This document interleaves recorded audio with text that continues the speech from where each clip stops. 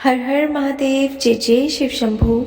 आज हम महाशिव पुराण की विदेश्वर संहिता का अध्याय 16 पढ़ने जा रहे हैं, जिसमें हम पढ़ेंगे प्रणव मंत्र का महात्म्य व शिवलोक के वैभव का वर्णन।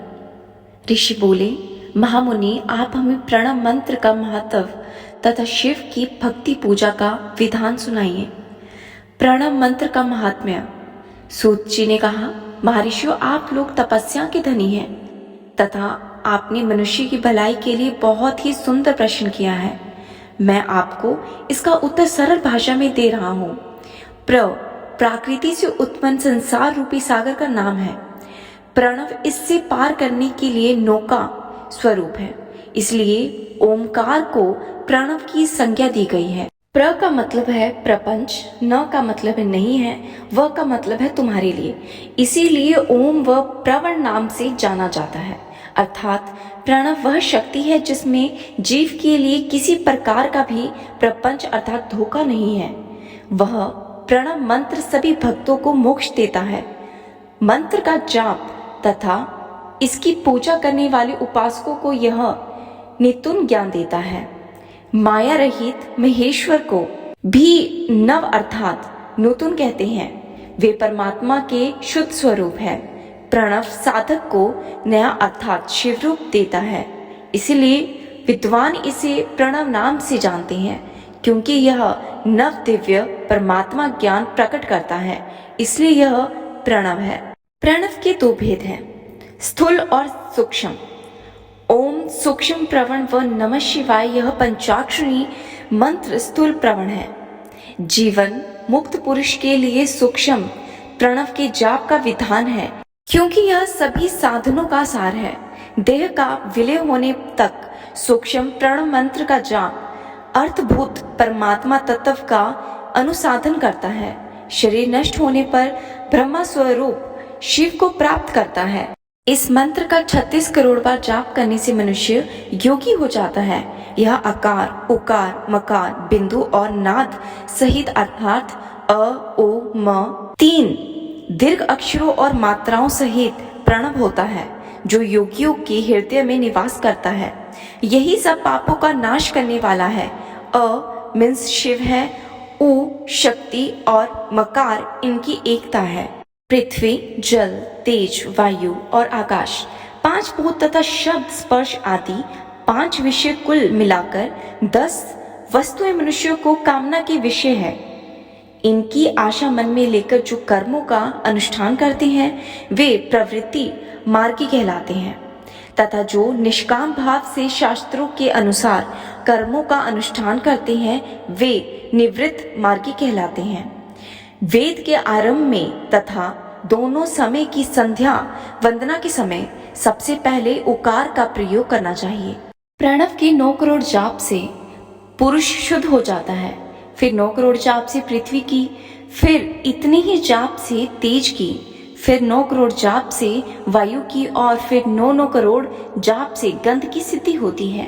ब्राह्मण सहस्त्र ओमकार मंत्रों का रोजाना जाप करने से प्रबुद्धि व शुद्ध योगी हो जाता है। फिर जितेंद्रिय होकर 5 करोड़ जाप करता है तथा शिवलोक को प्राप्त होता है। क्रिया, तप और जाप के योग के शिव योगी 3 प्रकार के होते हैं। धन और वैभव से पूजा सामग्री एकत्र कर अंगों से नमस्कार आदि करते हुए इष्ट देव की प्राप्ति के लिए जो पूजा में लगा रहता है वह क्रिया योगी कहलाता है। पूजा में संलग्न रहकर जो परिमित भोजन कराता है वह ब्रह्मा इंद्रियों को जीत कर वश में कर लेता है, उसे तप योगी कहते हैं। सभी सद्गुरु से युक्त होकर सदा शुद्ध भाव से समस्त कार्यों को कर शांति हृदय से निरंतर जो जाप करता है वह जप योगी कहलाता है। जो मनुष्य 16 उपचारों से शिव योगी महात्माओं की पूजा करता है वह शुद्ध योगी होकर मुक्ति प्राप्त करता है। जप योग का वर्णन। ऋषियों, अब मैं तुमसे जप योग का वर्णन करता हूँ। सर्वप्रथम मनुष्यों को अपने मन को शुद्ध कर पंचाक्षरी मंत्र नमः शिवाय का जाप करना चाहिए।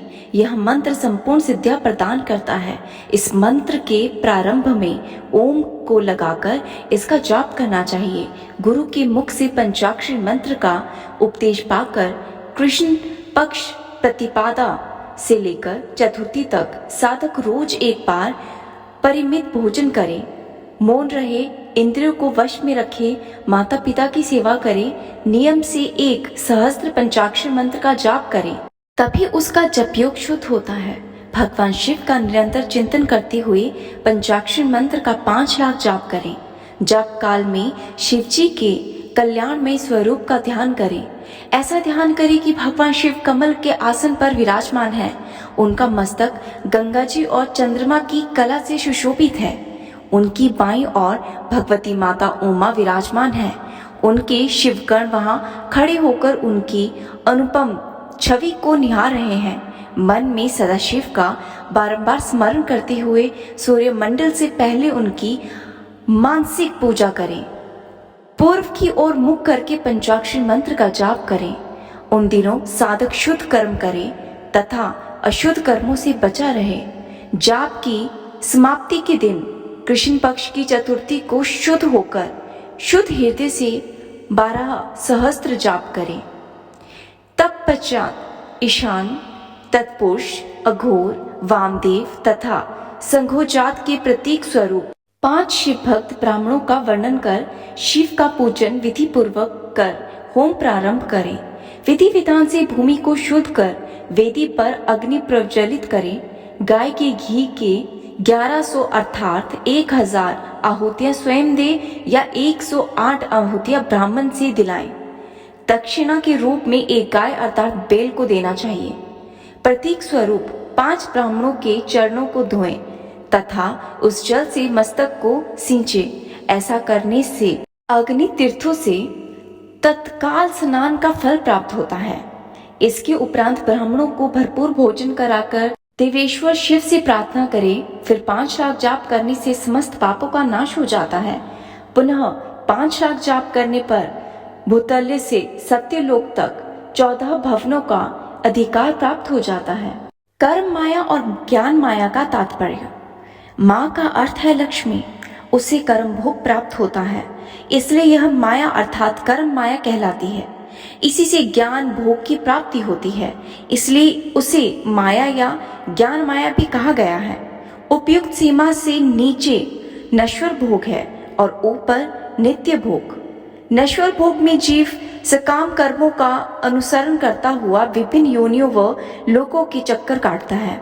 बिंदु पूजक में तत्पर रहने वाला उपासक नीचे के लोकों में घूमते हैं। निष्काम भाव से शिवलिंग की पूजा करने वाले लोग ऊपर वाले लोक में घूमते हैं। नीचे कर्म लोक है और वहाँ मानसिक जीव रहते हैं। ऊपर ज्ञान लोक है जिसमें मुक्ति पुरुष रहते हैं और आध्यात्मिक उपासना करते हैं। शिवलोक का वैभव का वर्णन। जो मनुष्य सत्य अहिंसा से भगवान शिव की पूजा में तत्पर रहते हैं, काल चक्रों को पार कर जाते हैं। काल चकेश्वर की सीमा तक महेश्वर लोक है। उसके ऊपर विषम के आकार में धर्म की स्थिति है। उसके सत्य, शौच, अहिंसा और दयाचार पद है। वह साक्षात शिवलोक के द्वार पर खड़ा है। क्षमा उनकी सींग है, शम उनके कान है। वह दे ध्वनि रूप शब्द से विशोभित है।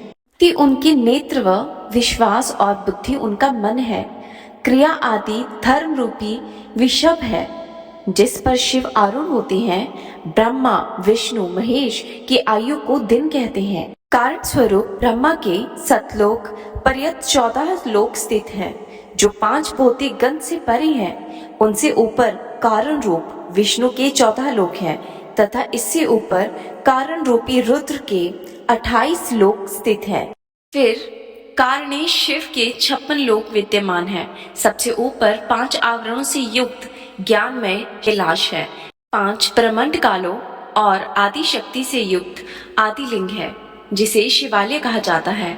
वही पराशक्ति से युक्त परमेश्वर शिव निवास करते हैं। वे सृष्टि पालन, संहार, तिरोभाव और अनुग्रह आदि कार्यों में कुशल हैं। नित्य कर्मों द्वारा देवताओं का पूजन करने से शिव तत्व का साक्षात्कार होता है। जिन पर शिव की कृपा दृष्टि पड़ चुकी है वे सब मुक्त हो जाते हैं। उनकी आत्मा में आनंद का अनुभव होता है और वे मुक्त हो जाते हैं।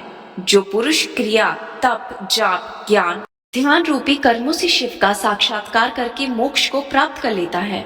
उसके अज्ञान को भगवान शिव दूर कर देते हैं।